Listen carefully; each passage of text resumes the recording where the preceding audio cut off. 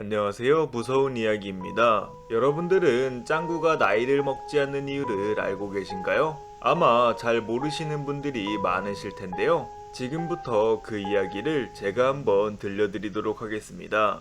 짱구는 4살까지 지극히 평범한 아이였습니다. 어느 아이들과 다르지 않게 짱구는 엄마를 매우 사랑했다고 하는데요. 항상 건강하던 엄마가 짱아를 낳게 되면서 점점 몸이 약해지기 시작합니다. 하지만 이때까지 짱구는 별로 심각하게 생각하지 않았고 어린 마음에 그저 감기인 줄 알았다고 하는데요. 감기에 걸렸다면 금방 나아야 하는데 이상하게 엄마는 며칠이 지나도 몸이 좋아지지 않았고 결국 얼마 못 가 죽음을 맞이하게 되었다고 합니다. 그러자 이에 충격을 받은 신영만은 매일 술만 먹게 되었다고 하는데요. 그럼에도 고통을 잊기에는 무리가 있었고 결국 스스로 목숨까지 끊어버리게 됩니다. 그러자 아빠의 죽음까지 목격을 하게 된 짱구는 더 큰 충격을 받게 되었고 이제는 자폐증까지 앓게 되는데요. 이렇게 자폐아가 된 짱구는 만화에 나오는 짱구처럼 엄마와 아빠를 만나 평생 5살로 행복하게 지낼 수 있게 되었다고 합니다.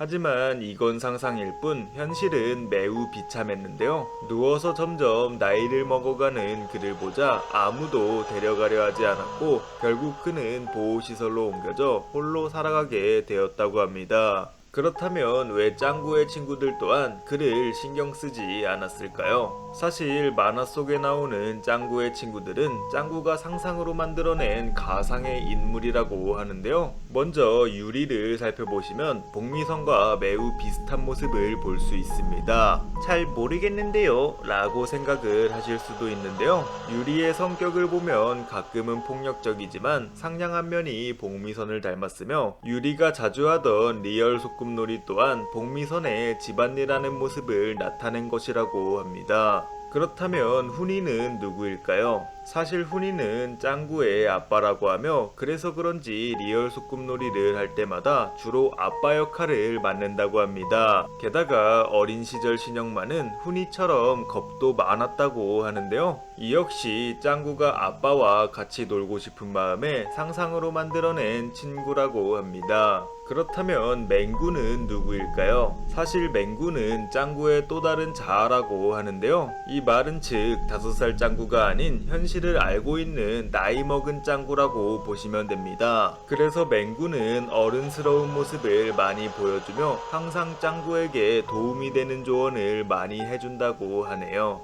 마지막으로는 짱구의 제일 친한 친구인 철수인데요. 놀랍게도 철수는 짱구의 실제 친구였다고 합니다. 하지만 짱구가 자폐증을 앓기 시작하면서 철수는 짱구의 곁을 떠나게 되었고 그럼에도 그를 잊지 못한 짱구는 결국 망상 속에서라도 그와 함께 있다고 하는데요. 그렇기 때문에 철수와는 귓바람을 불기도 하는 등 장난의 수준이 남들과는 달랐다고 하네요. 이렇게 오늘은 짱구가 나이를 먹지 않는 무시무시한 이유에 대해서 알아봤습니다. 재밌게 보셨다면 구독과 좋아요 부탁드립니다. 감사합니다.